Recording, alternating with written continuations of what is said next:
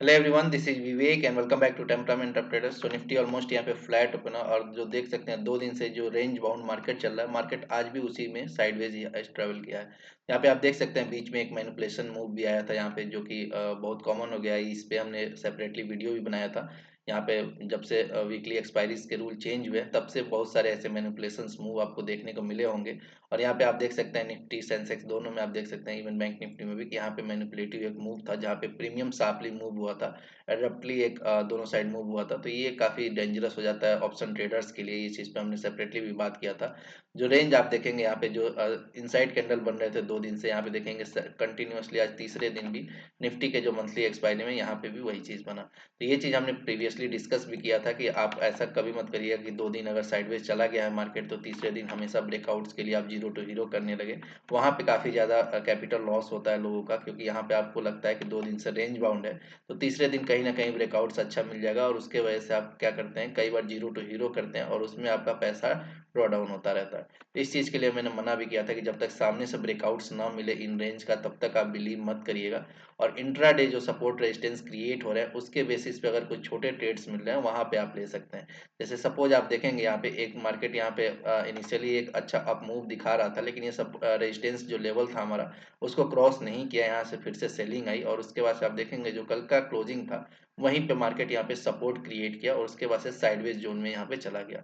Second half में आप देखेंगे यहाँ पे एक बहुत ही अच्छा इंट्राडे जो आप देखेंगे कि एक सपोर्ट क्रिएट हुआ था मार्केट, उसको ब्रेक किया मार्केट यहाँ पे, और एक शार्प मोमेंटम देखने को मिला प्रीमियम्स में। लेकिन उसके बाद से आप देखेंगे तुरंत एक मैनिपुलेटिव मूव जो कि मार्केट को रिवर्स किया, और जो लोग भी हो सकता है यहाँ पे एंट्री लिए हों, अगर टाइम से एग्जिट नहीं हुआ होगा तो कई बार ट्रैप हो जाते हैं ऐसे मार्केट में। तो ये काफी ट्रैप वाला ही ये ट्रेड था। यहाँ पे आप देखेंगे शार्पली मार्केट गया तो था, लेकिन उतना ही शार्पली फिर से रिवर्स हो गया विद इन मिनट्स। उसके अलावा आप देखेंगे कि ये रेंज ब्रेक नहीं हुआ पूरे दिन, एक साइडवेज जोन में ही मार्केट चलता रहा।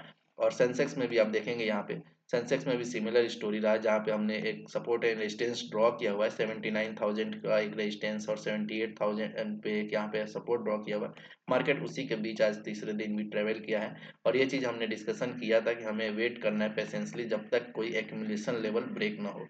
यहाँ पे एक्यूमुलेशन अभी ज्यादा क्रिएट हो चुका है, तो ये लेवल सब ब्रेक होंगे तो हो सकता है कि हमें अच्छे मूव मिले, लेकिन उसके लिए हम जीरो टू हीरो नहीं करने वाले या फिर प्रेडिक्शन नहीं करने वाले जब तक सामने से ब्रेकआउट्स नहीं मिलते हैं। यहाँ पे हम प्रेडिक्टिव मूव्स नहीं लेंगे, अदरवाइज कई बार हमारे लॉसेस होने के चांसेस ज्यादा रहते हैं। यहाँ पे मैंने भी एक जो इंट्राडे सपोर्ट क्रिएट होता है, उसको जब ये ब्रेक कर रहा था, यहाँ पे मैंने एक ट्रेड लिया था, क्योंकि आप देखेंगे यहाँ पे काफी शार्प मोमेंटम था और यहाँ पे अच्छा एक प्रॉफिट तो दिखाया था मार्केट, लेकिन उसके बाद से शार्पली वो इरोड भी हो गया था। तो यहाँ पे आपको मैं अगर एंट्री दिखाऊं, यहाँ पे पहले 200 क्वांटिटी में ही मैंने एंट्री लिया था, क्योंकि यहाँ पे ज्यादा मुझे उम्मीद नहीं था आज बड़े मूव्स का। लेकिन यहाँ पे प्रीमियम में जैसे एक शार्प मोमेंटम कैच किया, यहाँ पे फिर से मैंने ऐड किया था क्वांटिटी, और उसके बाद से आप देखेंगे बहुत ही अच्छा एक प्रॉफिट तो दिखाया था, लेकिन शार्पली वो रिवर्स हो रहा था, फिर मैंने वो क्वांटिटी बुक कर लिया। और उसके बाद अगर ये भी नहीं बुक किया रहता तो हो सकता था जो बचा हुआ प्रॉफिट था वो भी इरोड हो जाता। तो इसीलिए मैं बोलता हूँ, कभी भी आपके अगर टारगेट्स अगर मिल जाए या फिर एक अच्छा प्रॉफिट्स दिख रहा हो, तो आप पार्शियल क्वांटिटी हमेशा बुक कर लिया करिए। अदरवाइज आप पूरे टाइम अगर ग्रीडी बन के बैठे रहेंगे कि मुझे और बड़ा प्रॉफिट लेना है और बड़े मोमेंटम कैच करने हैं, तो उस केसेस में कई बार रिवर्सल्स जब आते हैं, उसमें आपके लॉसेस या फिर हो सकता है कि जो आपने प्रॉफिट देख रहे हो वो पूरा इरोड हो जाए। इसीलिए पूरा वाइप आउट होने से प्रॉफिट हमेशा बचना चाहिए। जैसे ही एक अच्छा प्रॉफिट दिखे, अच्छे क्वांटिटी में आप ट्रेड लिए हो, तो वहां पे आपको पार्शियल क्वांटिटी बुक कर लेना चाहिए हमेशा, ताकि आपका कुछ प्रॉफिट हमेशा पास में आए। यहाँ पे एक अच्छा प्रॉफिट तो दिखा रहा था, ये अप्रोक्सीमेटली ये प्रीमियम आप देखेंगे तो 440 के अराउंड गया था, लेकिन यहाँ से सापली फिर रिवर्स हो गया। अदरवाइज एक बहुत ही अच्छा प्रॉफिट भी देखने को मिलता, ऑलमोस्ट हाफ जो प्रॉफिट था वो इरोड हो गया यहाँ पे। लेकिन कोई बात नहीं, अगर मार्केट में ऐसे मैनिपुलेटिव मूव के लिए हमेशा प्रिपेयर रहना चाहिए, और ये कोई लेवल नहीं था, मेजर ब्रेक थ्रू नहीं था, इसीलिए मैं बुक भी कर लिया था इस क्वांटिटी को।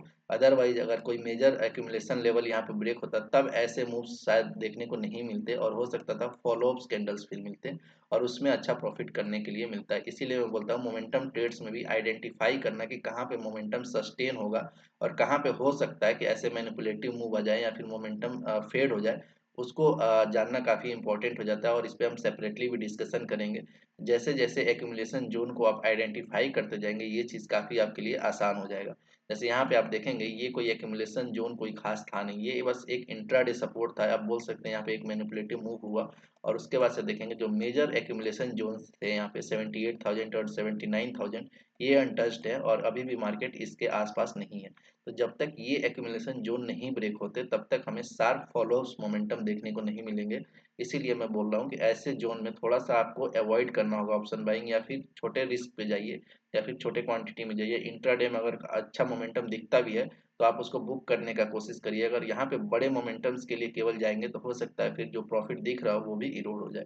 तो इसीलिए यहाँ पे मैंने बुक कर लिया था वो क्वांटिटी, क्योंकि यहाँ पे मुझे ज़्यादा एक्सपेक्टेशन नहीं था कि यहाँ से 400-500 और पॉइंट चला जाएगा। हाँ, एक साफ मोमेंटम जरूर हुआ जिसकी वजह से ऐसा लगा यहाँ पे मोमेंटम कैरी हो सकता है, लेकिन जैसे ही वो फेड होने लगा ये चीज़ क्लियरली यहाँ पे दिख गया कि यहाँ पे फिर से हो सकता है कि सपोर्ट क्रिएट हो जाए।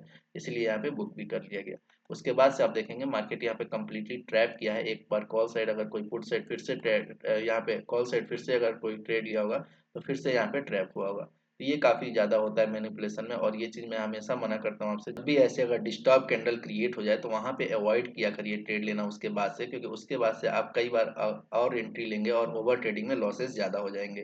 सिमिलरली आप बैंक निफ्टी में भी देखेंगे यहाँ पे इनिशियली एक स्ट्रेंथ दिखाया मार्केट, जो हमारा एक मेजर रेजिस्टेंस था यहाँ पे 51,800 का, वो यहाँ पे ब्रेक नहीं हुआ। यहाँ से उससे पहले ही सेलिंग आया, और जो हमारा कल का सपोर्ट था 51,000 का वो भी ब्रेक नहीं हुआ। उसी के बीच में ही आज मार्केट ट्रेवल किया। तो कंटिन्यूअसली आप देखेंगे कि तीसरे दिन भी एक इनसाइड कैंडल बना, और ये चीज़ कई बार होता है कि जब भी एक बड़ा कैंडल बन जाता है तो उसके बाद से काफ़ी ज़्यादा कंफ्यूजन क्रिएट होता है अगर मार्केट कहीं बीच में ट्रेवल करने लगे तो।